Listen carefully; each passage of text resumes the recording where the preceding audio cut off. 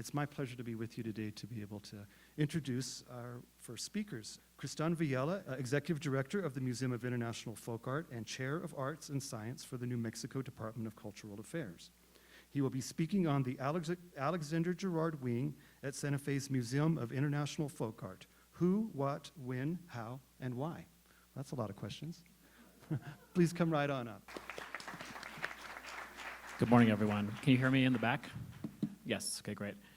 Well, it's my pleasure to be here and to give a little bit of an introduction to who Girard was and a little bit of information about his wing, and plus to make some connections, which I hope you'll find enlightening to our museum and our own history since our founding in 1953.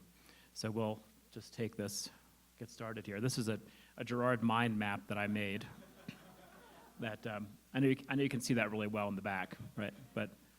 But in general, I'll refer back to this a couple of times, but Girard's in the center. Here's our museum, but there are different nodes. There's Charles and Ray Eames. There's the different many exhibitions at MoMA that I'll talk about a couple of today, and different film projects, different exhibition projects that Girard worked on, and this is still a work in progress. So I could circulate it to folks for feedback, to think about how this could be improved and to understand some of the connections that help us think about who Girard was and his impact.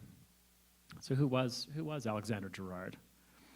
This is just a timeline. I can't remember if we put a timeline in your packets, but just to think about some of the most important nodes in his history. He's born in New York, but grew to maturity in Florence, and so the European influence and Florentine influence was key in his upbringing. As we know, his father and grandfather were both antiques dealers and in the art world in Florence. He went to architecture school and moved to New York and spent a few years there and goes to Detroit, where he meets Charles and Ray Eames and works on some key exhibitions. As we'll see, I will take this roughly in chronological order today as I talk to you. But some of the important exhibitions that he worked on, including many at our museum, right? The Girard Wing opened in 1982, and he died in Santa Fe in 1993.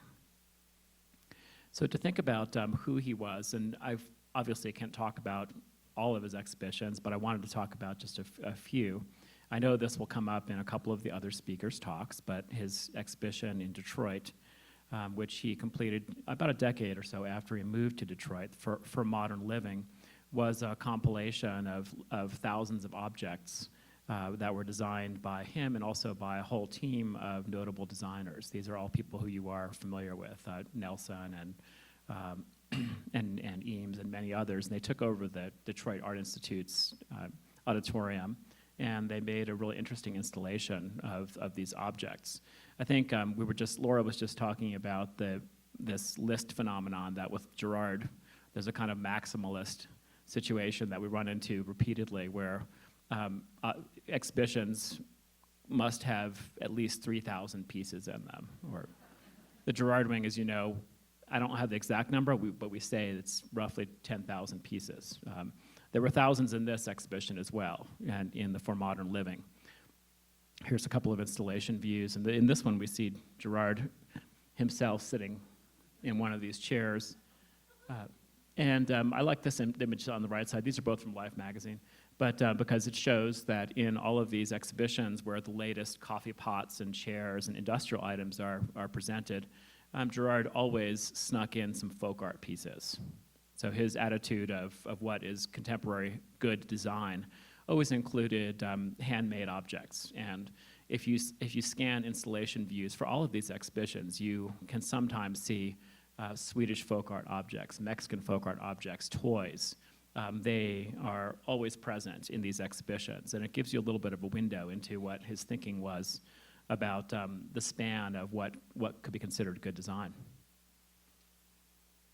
I'm going to talk a little bit about the group of MoMA exhibitions, but and I'm especially going to talk about the design shows, and I know this is a little bit hard for you to see, but I did want to mention to you all that in addition to this whole series of good design shows of the early 1950s, MoMA was deeply involved in exploring and exhibiting folk art, right? So the first folk art exhibition at MoMA was in 1931. There also was an exhibition of religious art of the Southwest in 1946, and many global art exhibitions. There's American Sources of Modern Art.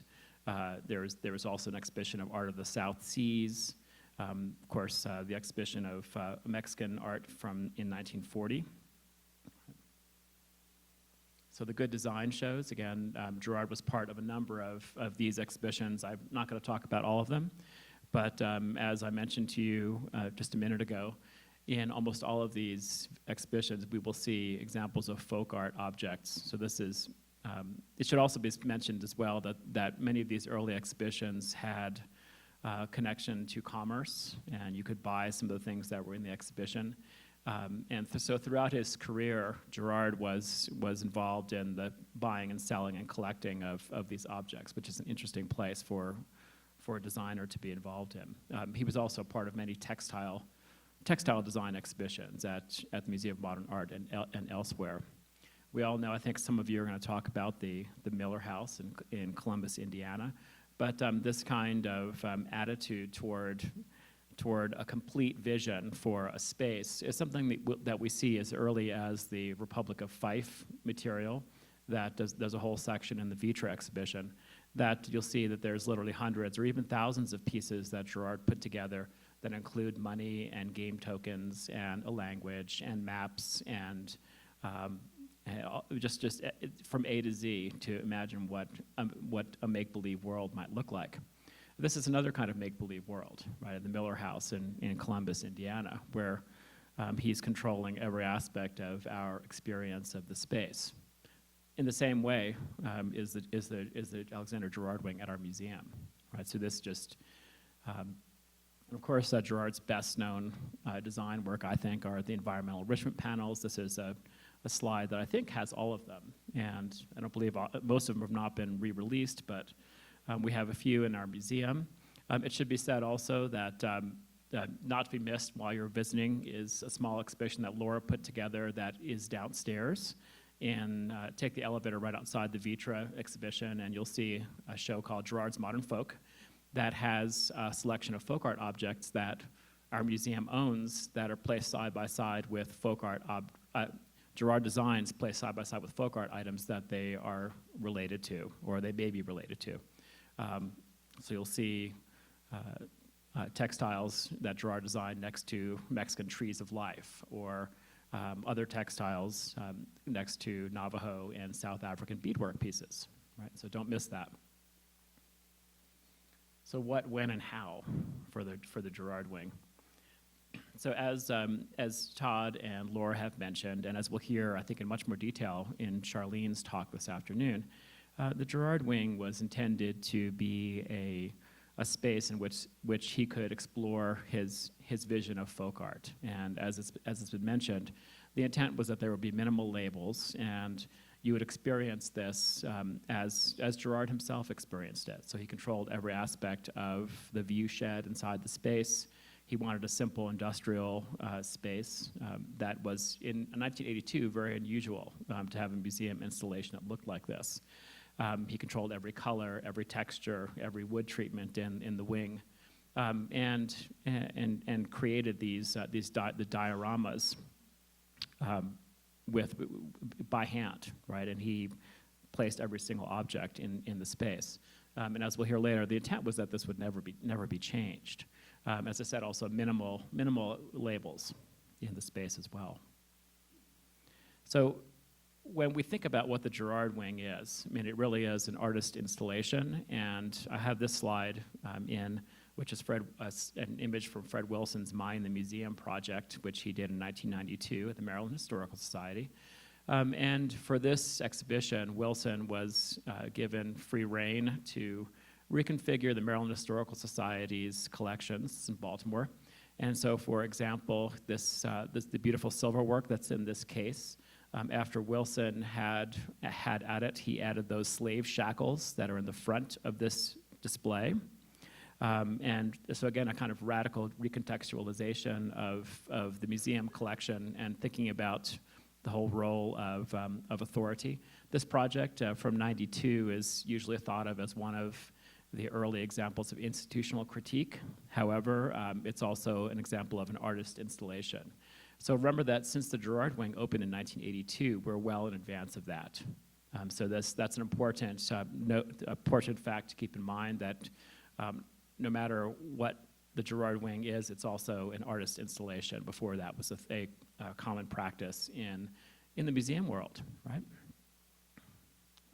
Just a few other points that I wanted to make about Girard and how the collection came here. I believe this is that you, Mario? I think that's you, yes. Charlene's going to talk quite a lot about how the collection came here, but this is a slide from the opening of an exhibition in 1977 that Girard did here at the museum. That was kind of a dry run for the Gerard Wing. That was called Fantasy and Enchantment, and this was an opportunity to explore if we could work with Girard, right, on an exhibition. And there's folks in the audience who were there actually at this opening. I think you were there, Charlene, right, at the opening. But of course, O'Keeffe's in this image as well. They were close friends, and that Indian kanta that's on the wall behind Susan Girard and O'Keeffe was a gift to Girard from O'Keeffe. It's still on view in the Gerard Wing in the front entrance over here, just on the left side when you go inside. This is a slide from the ceremony and celebration of when the gift was finalized to the state of New Mexico.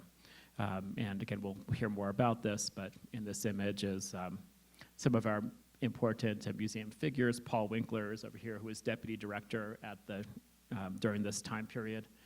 Susan Girard, Alexander, this is the International Folk Art Foundation director, and other Museum in Mexico Foundation folks from 1978 celebrating the gift.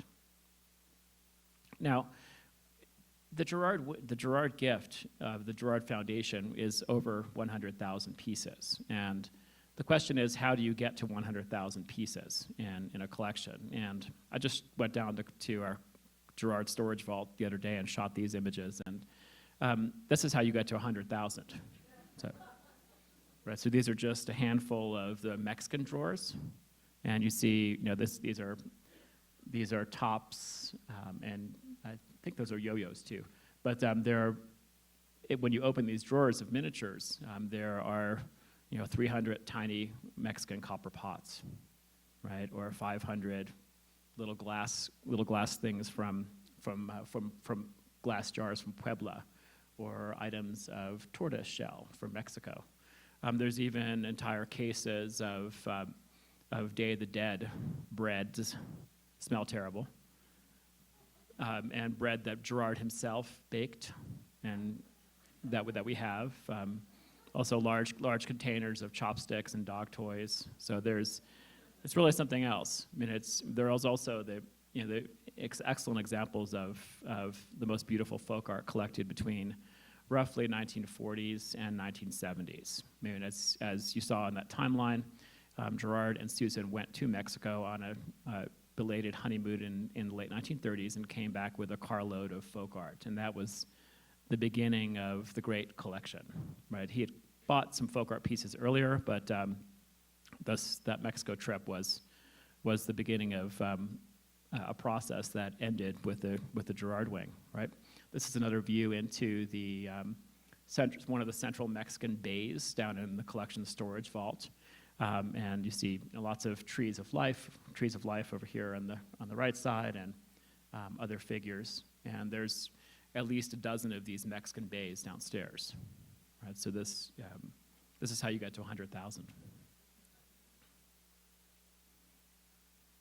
Of course, the wing itself, this is a great photo of the Native American set. I think Charlene's going to talk a little bit about this later this afternoon. But again, thinking about how do we upkeep this space? How do we take care of it? And just this past year, as part of the projects that we're working on at the museum to refresh the Gerard Wing, We did, for example, the works on the left side are the juvenile theaters, and so we've completely removed those, lit them with LED lights, and repainted the outside according to suggestion from the Girard studio. That is a textile that he designed in the 1960s that's called Jacob's Coat, right? So there's 13 paper theaters, and so this repeat design on the outside is from that textile. You'll also see it in the exhibition and also in the elevator going down to that exhibition. Those paper theaters were originally lit with neon, but the neon has long since been removed from the space. And even in the Girard wing, there's many different kinds of lighting that were used. We are gradually starting to switch all the lights over to LED lights. I think Girard would have liked that. They give all kinds of different possible effects, in addition to being very cost-effective. On the right side is the cleaning process of a couple of the sets. We cleaned over a dozen of the sets beginning around Thanksgiving last year in 2018. This was a Herculean task, since many of these sets have hundreds or even thousands of objects in them. So on the top, you see the Acatlan Puebla set, which is the work of a studio that was chaired by Jaron Martinez, an important Mexican ceramic artist. And one of our preparators, Brian Johnson French, is cleaning that cathedral that's in the center. Everything was photographed as well. We're looking at replacing scratched plexiglass, and also looking at some technology interventions. So as Laura mentioned, we did some audience surveys, and about half of the audience wants to know what things are and where they're from. And we do have a gallery guide, but there's almost certainly some technological interventions that we're exploring to give people information if they want it about the wing. So remember that half of the folks love it as it is, right? So, and then on the right side, we see another one of our preparators working on the canal scene, and we've switched out the lights here below the quote-unquote water. That water, by the way, is a shower door. So again, if you walk through the wing and look very closely, not only will you always see new things that you never saw before, but there is also a really interesting attention to a variety of art materials. So he was really kind of omnivorous, and he was interested in using whatever was at hand to make these sets. So when I joined the museum, this was dark, and so we totally cleaned this and changed the lights beneath to LEDs, which don't need to be changed so often because it's quite tight underneath that space. And we used to have to send the children of museum staff underneath there to change those light bulbs, right? So let's talk a little bit about our museum and why there are some compelling reasons for Girard to have worked with us, and it's on many levels, right? So our founder was Florence Dibble Bartlett. She was from a Chicago arts patron family, an industrial family that owned a large company of hardware that eventually in the 1960s became True Value Hardware. And they were a very interesting group. And this is Florence Bartlett herself with our first director, Bruce Inverarity, who was an expert in Northwest Coast Indian art, and then the French Consul General. So she believed that these folk and traditional arts were an important vehicle of what today we call cultural diplomacy, and that they were valuable ways for people to come together who did not share anything else, not language, nor religion, nor creed. And her context, of course, were the two world wars. And that message, that the art of the craftsman is the bond between the peoples of the world, is still very important to us, and it's just as relevant today as it was in 1953 when our museum opened. So this notion of social justice is an important part of the Museum of International Folk Art's mission that you will find foregrounded more so in some exhibitions than in others, but it's frequently there. It also entails working closely with living artists who play a role in basically every exhibition that we put on here at our museum. Just a bit about the siblings. Florence Bartlett's older sister, May, was the founder of the Heard Museum in Phoenix. Right, so this is a great photograph of her husband, Dwight, in a sombrero. Can't imagine what that is, but of course you all have visited the Heard Museum of Native American Art, and their brother, Frederick Clay Bartlett, was an artist who trained in Paris and was an important collector of post-impressionist art. So there's a fairly large collection of the Helen Birch Bartlett collection, which was his first wife, that was given to the Art Institute in 1926.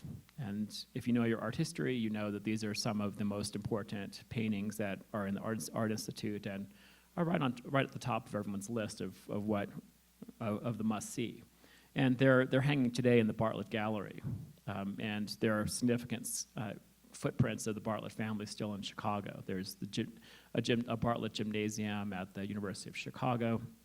So there's some really important, a very interesting family that came together and had a lasting impact in the history of art and the history of museums in the United States. Now, our museum opened in 1953, and it was the vision, as I say, of Florence Bartlett. She had moved to Santa Fe, I think, in the 1920s, and went between here and also Chicago, where she was based. But remember that she was also a world traveler. She and her sister May traveled the world, and went to the Far East, and went to Peru, and went to India, and went to Egypt. And we can track some of these, some of their travels in steamer ship records, for example, that we can take a look at on online records. And she would give talks in Chicago at the Art Institute, frequently dressed in the ethnic clothing from the areas that she visited. Sweden was a favorite of hers, and remember that she collected a very large collection of several thousand folk art objects that were the nucleus of our museum when we opened. And in that group are some of the most important examples of Swedish and Scandinavian clothing. She loved Sweden, and she even bought a Swedish house that was, the intent was to put it up somewhere on the campus of the Art Institute of Chicago. And she had seen the installation of Swedish houses in Stockholm at Skansen. And she envisioned that our museum could also, in addition to showing material culture, would actually have traditional homes. There would be a campus of homes that were brought from all over the world. And the furnishings from that Swedish house were displayed at the Art Institute of Chicago in a show in 1933 that happened during the Century of Progress exhibition. And the house was actually shipped down to Santa Fe, but it was lost. So I don't know if bugs ate it or if a fire or something happened to it. Likely termites, no. So these are 4 views of our museum from roughly around the opening day, which is in 1953. And just a few things to note about this that you'll see the connection to Girard.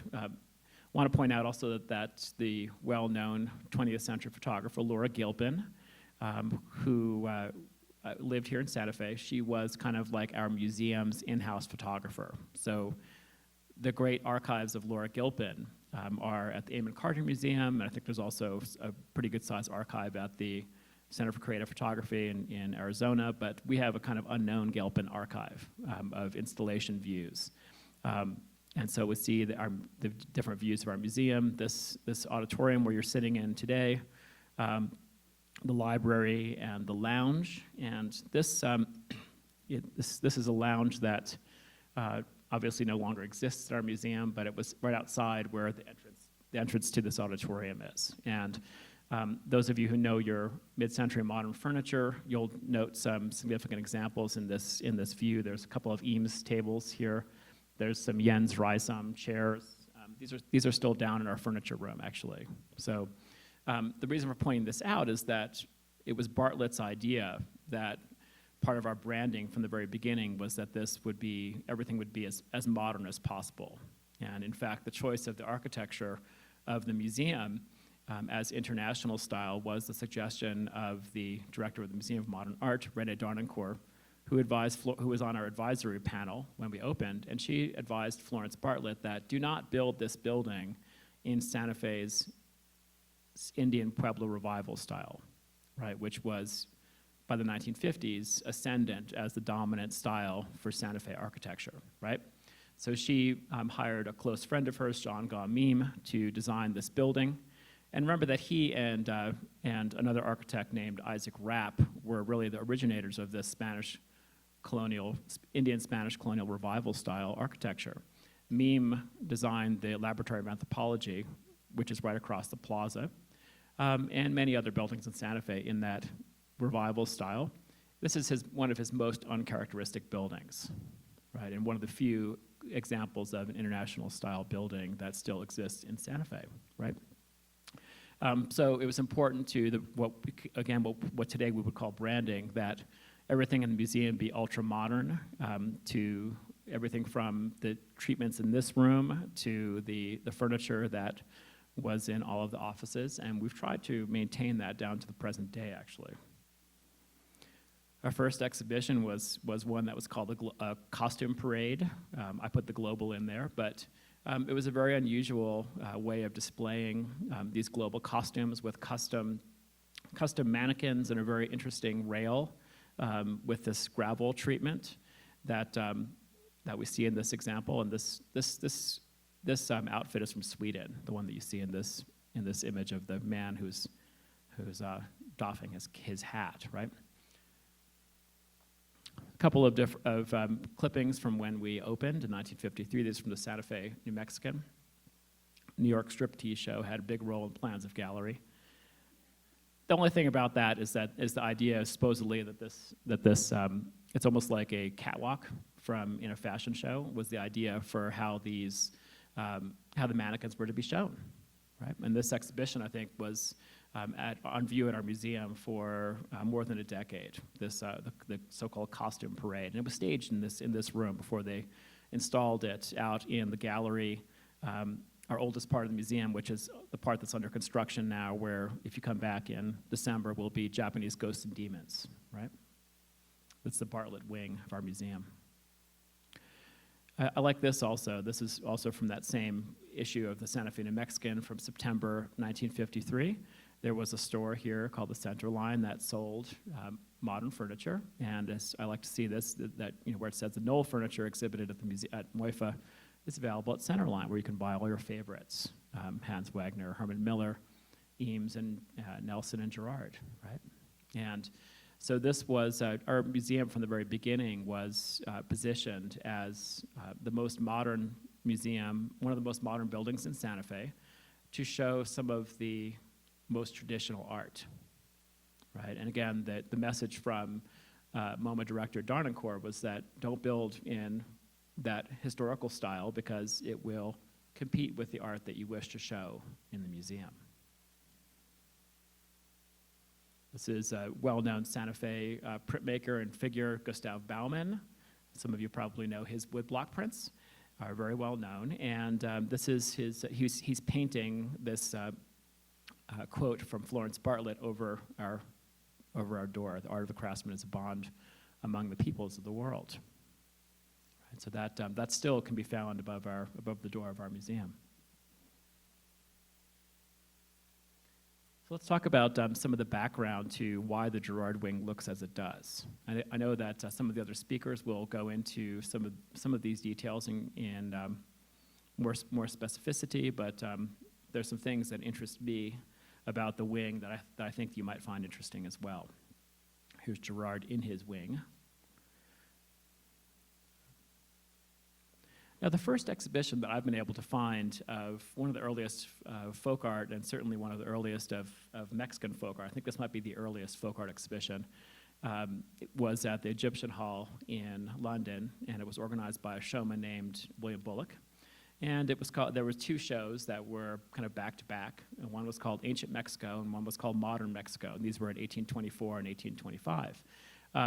The Egyptian Hall was not a museum, right? So it was a public entertainment venue where Bullock put together exhibitions like Art of the Laplanders, or there was one of the, after Belzoni found the tomb of Seti in Egypt, there was a very interesting exhibition of artifacts from that tomb at the Egyptian Hall, a space that had, that basically back-to-back exhibits of everything, as I say, from the Laplanders to ancient Egyptian objects. I'm certain that the Jericho's raft of the Medusa was also shown there as well. At the Egyptian Hall. But in this exhibition, you see that the attitude towards showing the objects is to create a kind of environment, right? So we see Bullock has either shipped over from Mexico cactuses and recreated Mexican peasant hut. The kinds of objects that were shown in this show were, like, for example, wax dolls. We have some in our collection. There were also some clothing items, some textiles, some ceramics and lacquerware, as well as some Spanish colonial images like santos that were in this exhibition. So again, thinking about how you experience the art. This skipping forward almost over 100 years. This is the one of a traveling exhibition that René Darnancourt put together in the early 1930s. That was on Mexican art. This is a view from a book that I think is just about out, called René Darnancourt and the Art of Installation, that looks at some of his work before he became, actually some even after he became director of MoMA. But this was a show that he did before he was director of Mexican folk art that started in New York at the Met and then traveled all over the U.S. So it was very interesting. Remember the 1930s were a time of a Mexican craze following the Mexican Revolution, and there were a whole series of exhibitions on both coasts and all over the U.S. as well as in Europe. And you have figures like Diego Rivera, of course, having a retrospective at MoMA in the early 1930s. So it was a real moment. I have to imagine that Girard might have seen this exhibition at one of its venues. As I say, it traveled all around. I think it went to Detroit. It went to Pittsburgh, the Mexican folk art show. I'd love to recreate this show, or at least to explore some more of the installation views to see what exactly was in it.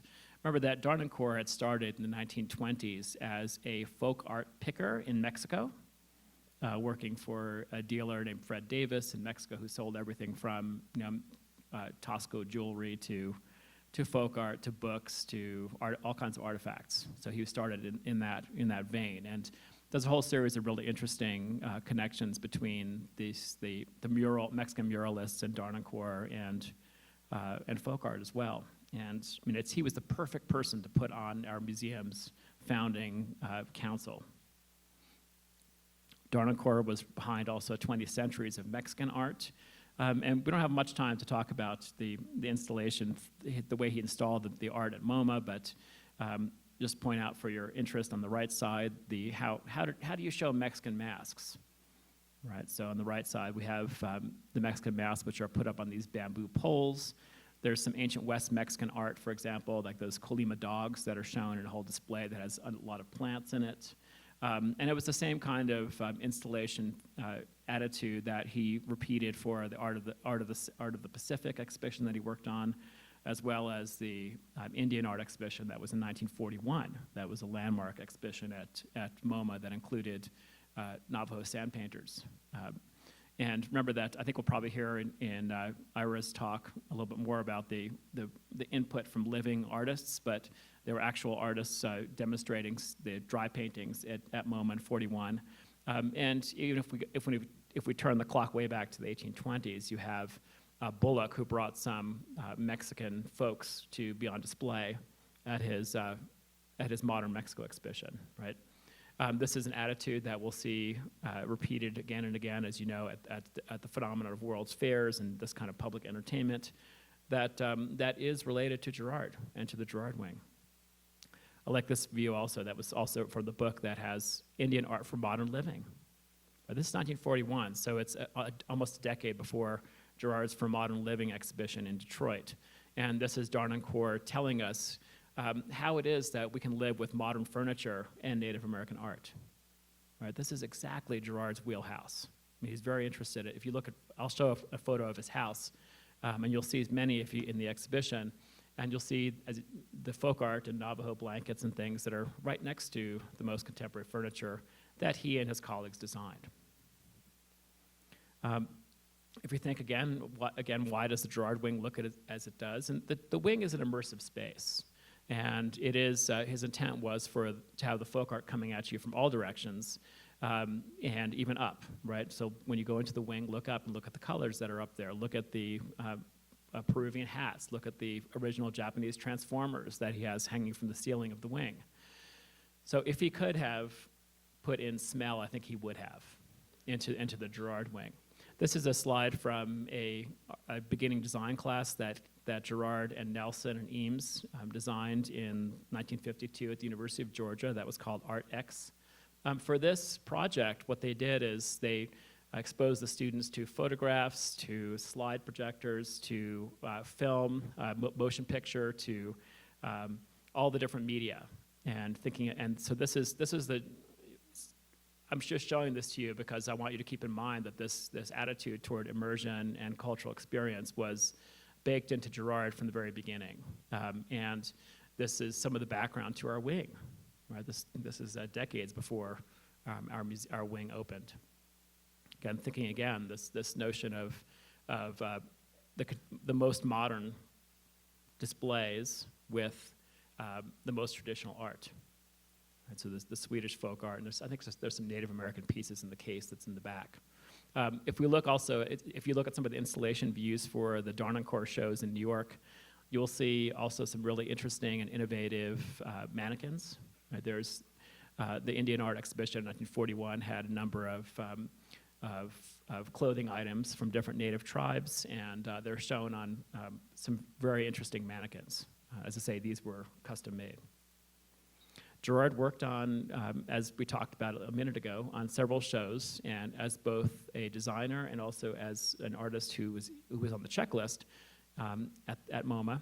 This one is the one that is most closely related to our museum, textiles and ornamental arts of India. As you all know, he traveled to India in the early 1950s, to do research around this, and that project, as well as another one that Charles Eames worked on, resulted in the foundation of a design institute in India. So the idea for this exhibition, which was in 1955 at MoMA, was like a meditation on the marketplace. And marketplaces in India, as you know, are quite different from Mexico, but wherever there was a marketplace and where goods were being bought and sold, Girard was there. And so thinking about how this exhibition was installed in New York, there are some very interesting attitudes toward these spaces, these immersive spaces that Girard is creating. He wanted you to be able to walk through and feel surrounded, sometimes literally, by these beautiful textiles and other kinds of decorative arts from India. That exhibition was recreated in part here in the late 1950s at our museum. And I haven't dug into the archives to see what Girard's role was in that, but it must have been significant. Remember that he moved to Santa Fe, as we'll probably hear in Rachel's talk later on. He moved to Santa Fe the same summer that we opened. And we know that he moved here. He said he moved to Santa Fe because he did not want to live in a city or a suburb. So that was Santa Fe, and I'm not sure if we're a city or a suburb yet, but in 1953, we were not either a city or a suburb. Again, thinking about the folk art, again, keep in the back of your mind, folk art coming at you from all sides. The Fonda del Sol restaurant was certainly that kind of intervention, where I've talked to, some of you probably went to the Fonda del Sol restaurant when it was there in the Time Life building, and I won't spend too much time talking about this because I think Charlene's going to talk about it, but when I was looking at this slide, I noticed that up here at the top it says sopapillas. So those of you who are from New Mexico, you know that that's a southwestern U.S. dish, right? And so there's a little bit of shout out to New Mexico at the Fonda del Sol in an otherwise Latin fusion restaurant, right? If you look at the installation views, this is an Eames office view. This space was completely full of folk art, right? You were surrounded by it, and dining as an experience really is what he was after. And I love to see this case here, which is full of Day of the Dead pieces, right? Textiles and objects. I think we'll have someone talk about this short-lived store in New York City, but a store that was opened close to Rockefeller Center, and the idea was to sell the most contemporary work from Herman Miller, industrial design, side by side with folk art. This is one of the posters from Textile and Objects that really evinces this maximalist approach to folk art, right? So that this idea that Girard would say that someone asked him, how do you know which one is best if there's 10 figurines? And he would say, just buy them all. Right? So he came up with this collage, and this is almost like a microcosm of the Girard wing in this Textiles and Object poster, right? Again, you see his designs and those by Nelson and other designers on the Herman Miller team with folk art on the shelves that you could buy as well. It didn't make it, right, the store. But I did notice when I was exploring the flagship office of Herman Miller on Park Avenue South that it's full of folk art objects also today, right? So there's a Peruvian bull up here, and in talking to some of the team from Herman Miller, they told me that people are always trying to buy that folk art that's in the showroom. So this is it's a strategy that was part of Girard's daily life, but it continues down to the present day. Two other shows that Girard worked on when he was here in Santa Fe, the two versions of a nativity exhibition, and the first was here in '61 and at our museum. And remember that Girard, we understand that the nativity scenes were some of the earliest folk art that he collected.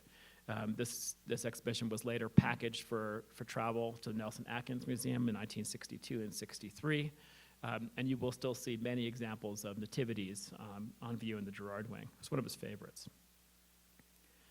This, of course, all of you probably know, it's a Small World exhibit from Disney. So what on earth could the Girard connection be here, right? Well, when you look at this, it looks very Girardy, doesn't it?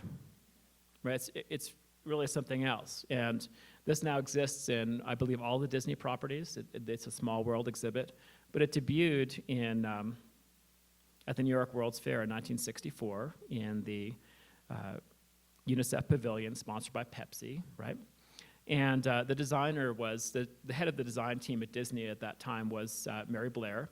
And I understand from anecdotal evidence that she had come to Santa Fe to meet Girard. She knew Girard and visited him in his house. Here's a Charles Eames photograph of the Girard house, and liked how he had his folk art displayed, and the use of color and the use of shapes and forms were really influential in her thinking for what the It's a Small World exhibit should look like, right?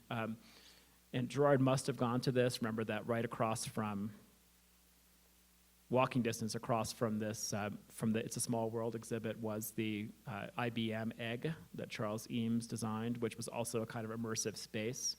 And this was repeated at successive World's Fairs, right? So Girard and the Fair, I think, is a topic of interest to me and something I'm interested in thinking about continuing to explore. When you go through It's a Small World exhibit, again, the color treatments and the attitude toward other cultures has a very Girard aspect to it. And there was just recently a show of Mary Blair's design work that circulated in California museums, and there's some remarkable coincidences between their attitude toward form and color, and also toward how to experience foreign cultures. I should have played that song for you all, right? Yeah. Please don't, right? Yeah. I have this just to show you that that Disney is still involved in collecting and showing folk art. This is the Mexico Pavilion at Epcot.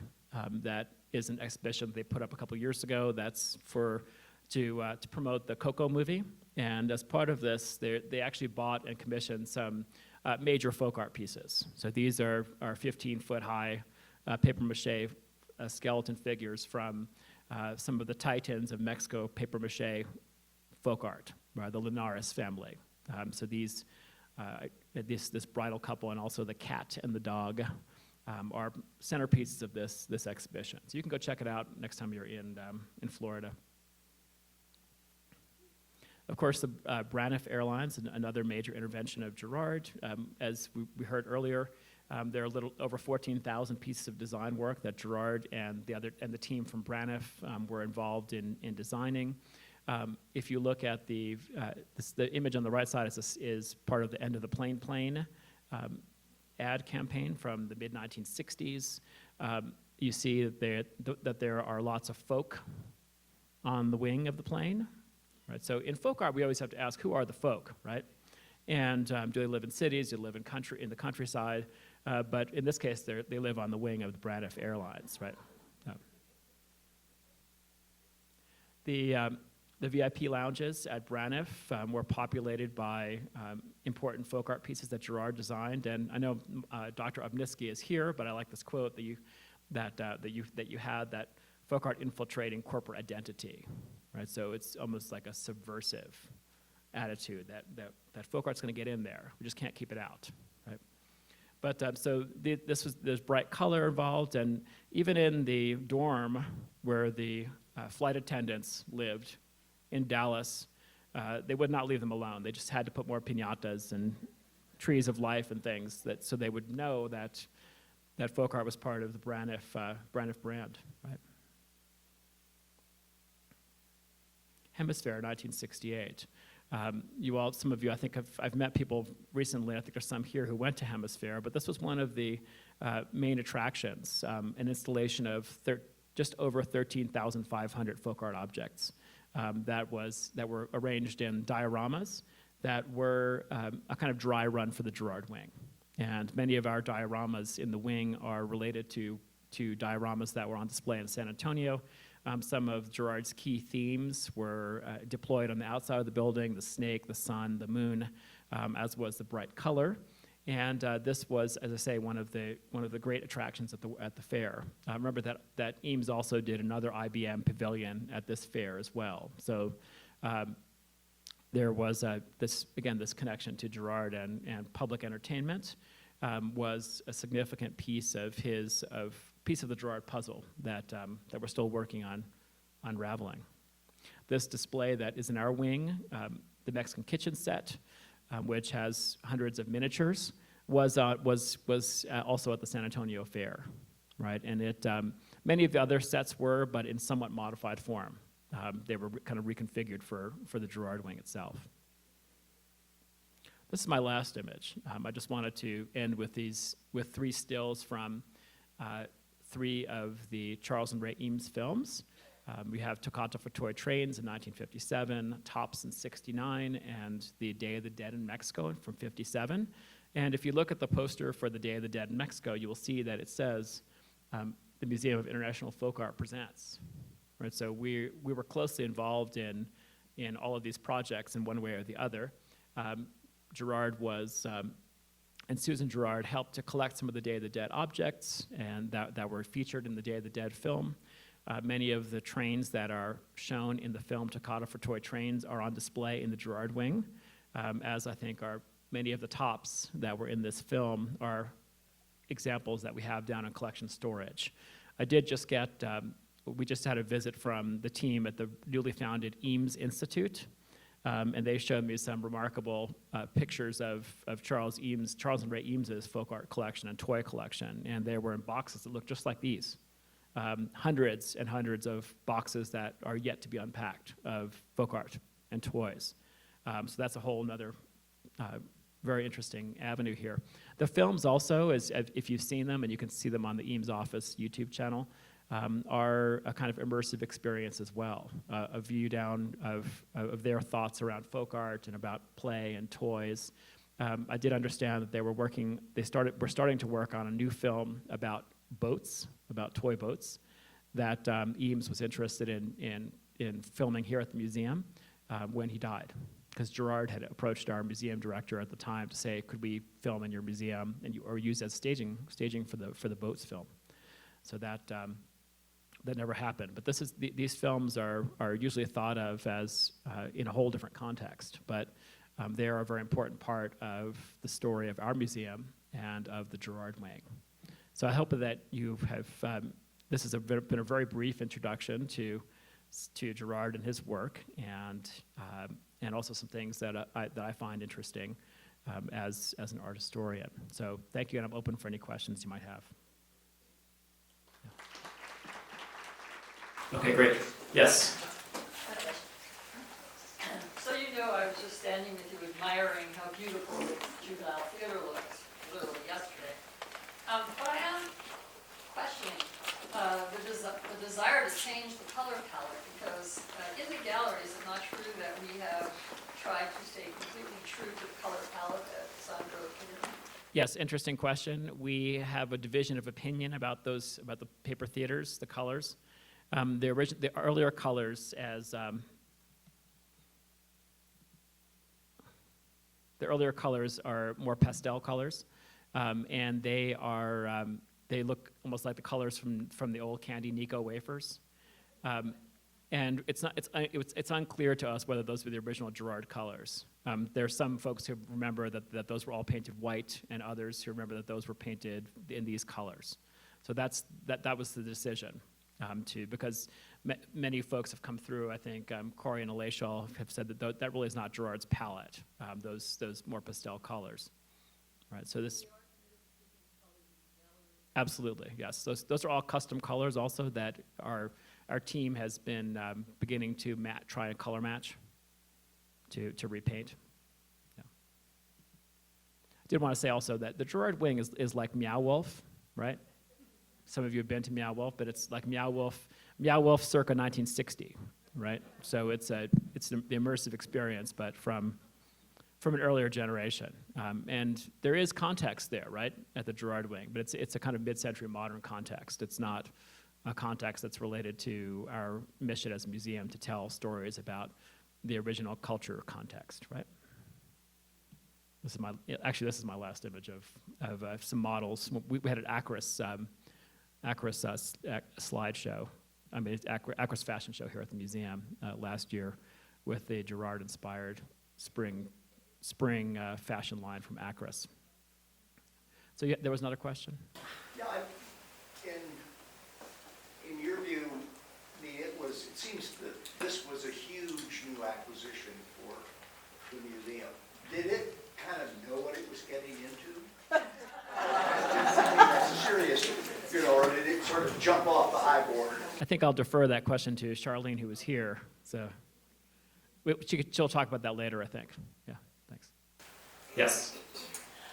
You said when you were introing that the wing was never meant to be changed, but I mean, you can't look at of anything that Girard did and not see that it changes all the time.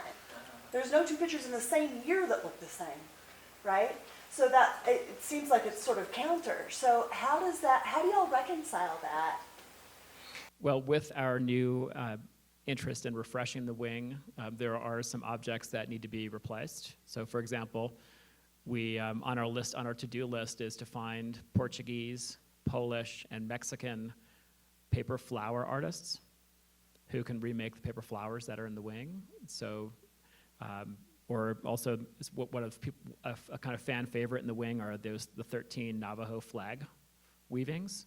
Wouldn't it be great to find 13 new flag weavers and to maybe think about retiring those because they've been on display since 1982.